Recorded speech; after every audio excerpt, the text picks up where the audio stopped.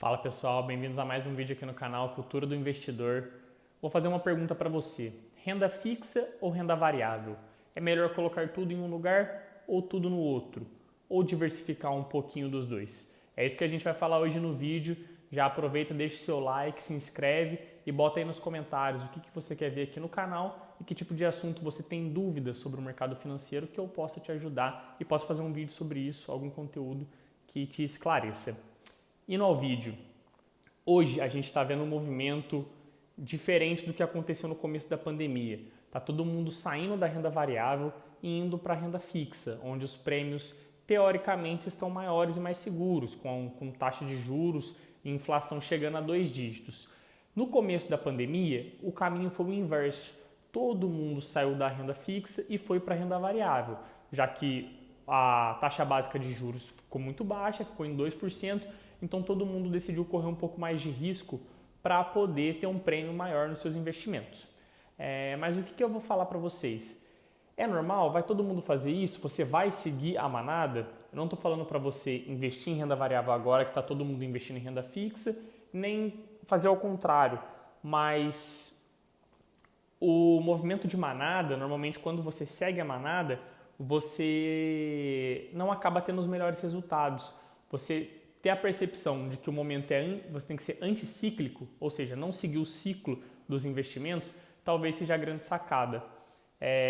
Hoje a gente está percebendo que a renda fixa está pagando muito bem, começou chegando perto dos 2 dígitos, como eu falei, e muitas pessoas estão indo para lá. Só que, por exemplo, o IPCA, quando a gente fala que ele está em 10% nos últimos 12 meses, isso é uma referência antiga, não quer dizer que nos próximos 12 meses ele vai fazer esses mesmos 10%. Pode ser que faça até mais. Na minha opinião, provavelmente vai fazer, principalmente até a eleição no ano que vem. Mas não é garantia e você está olhando um indicador passado para poder fazer os seus investimentos pensando no futuro. Voltando, quando a gente olha, por exemplo, para fundos imobiliários, eu consigo ver uma grande oportunidade. Com as taxas muito altas, os fundos estão começando a ficar muito baratos, porque muita gente saiu da renda fixa e foi para fundos imobiliários, que era um tipo de investimento que te garantia um rendimento mensal, era uma parada mais segura do que ações, por exemplo, que são mais voláteis. Então, esse mercado de fundos imobiliários perdeu muito dinheiro. Perdeu dinheiro quer dizer que as pessoas venderam as suas cotas e o preço caiu muito, porque quando muita gente está vendendo, o preço tende a cair. E você tem que ter esse comportamento anticíclico. E como que você pode fazer isso? Acredito que você ter uma boa diversificação de portfólio, ou seja, você ter a sua parte de renda fixa focada principalmente em inflação. Acho muito importante a gente ter uma parte do patrimônio atrelada à inflação. Eu sei que ações e fundos imobiliários historicamente eles te protegem da inflação, mas ter uma parte de renda fixa ali atrelado à inflação, indexado à inflação, é muito importante para te dar tranquilidade com o seu patrimônio. Ter uma parte também em renda variável, eu acho que quem não investe em renda variável hoje é louco, porque você está perdendo oportunidades aí no mercado de multiplicar o seu capital ou de ser acionista de uma grande empresa. Tem empresas aí que são muito melhores do que você abrir sua própria empresa. É mais fácil você pegar o seu dinheiro e comprar parte dessa empresa, entendeu?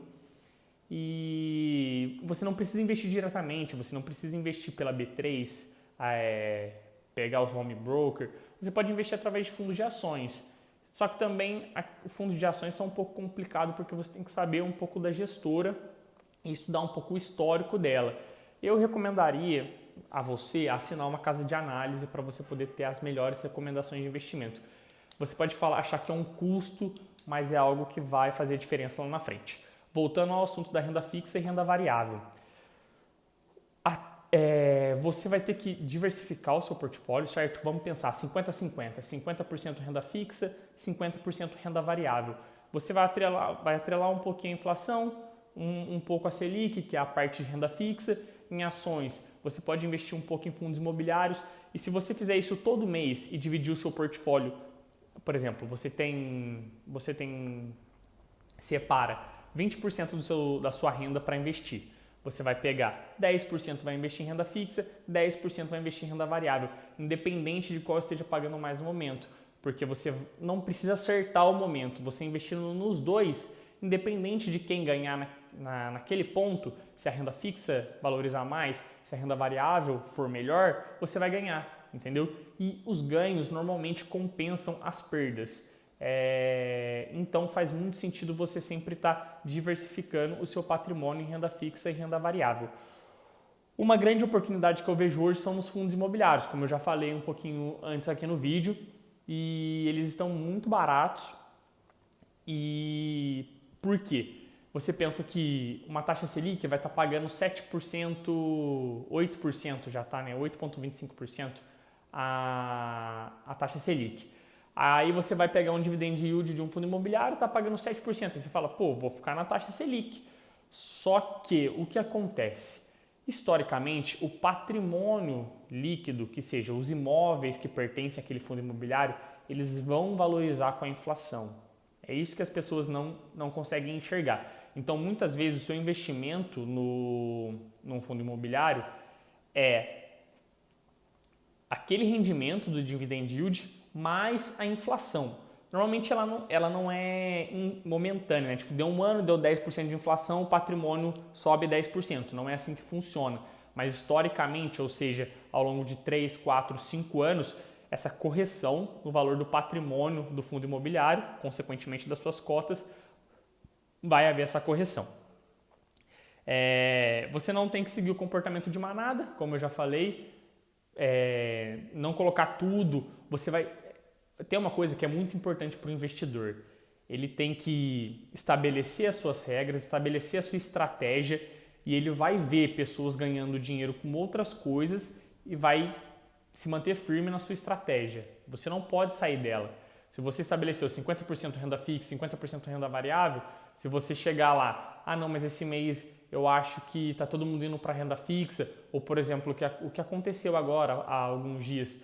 O ano passado a Magazine Luiza era uma ação da moda, era uma super empresa, e ela é realmente uma super empresa, mas ela estava com o preço esticado já. E muitas pessoas foram atrás dela, foram comprar ações da Magazine Luiza, porque estavam vendo todo mundo falar. Só que quando está todo mundo falando, isso já está precificado. Você sozinho não é mais inteligente que o mercado como um todo. O mercado é muito mais eficiente. Então, você tem que seguir a sua estratégia, estabelecer os setores que você quer investir, por exemplo, em renda variável. Se você quer investir em imóveis, se você quer investir em energia, quer investir em bancos, vai estabelecer sua estratégia, botar o seu portfólio lá. É uma parte com mais risco, por exemplo, se você quiser investir no varejo, uma parte em small caps, que são empresas de pequeno valor, mas de potenciais muito grandes, mas que também podem vir a quebrar, entendeu? Então, você seguir a sua estratégia e ver, olhar pessoas ganhando dinheiro, por exemplo, com alguma ação, e você não comprar esse tipo de investimento, você não investir nisso, simplesmente porque você tem que seguir a sua estratégia, é o que vai fazer a diferença, é a cultura do investidor. Você seguir a sua estratégia independente do que as outras pessoas estão fazendo. E isso vai também te trazer momentos anticíclicos, que é o que eu falei anteriormente. Você vai ter pegadas do mercado que outras pessoas não vão ter, porque você não vai estar seguindo a maioria. Você vai estar seguindo o seu caminho, as suas ideias, como você quer investir. E eu acredito que essa seja uma cultura muito importante. Você diversificar o seu patrimônio, não é renda fixa ou renda variável, é renda fixa e renda variável. E assim você vai conseguir ter bons ganhos ao longo do tempo, principalmente no longo prazo, acima de 3, 4, 5 anos. Em renda fixa, eu dou uma sugestão para vocês, principalmente num país como o nosso, em não comprar títulos maiores de 5 anos. Eu acho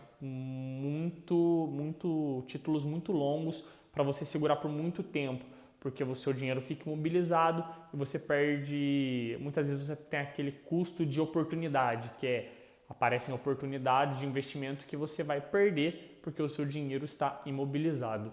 E no vídeo de hoje é isso, pessoal. Se vocês gostaram, deixa o like. Se não gostaram, deixa o dislike também, mas dá uma força aí.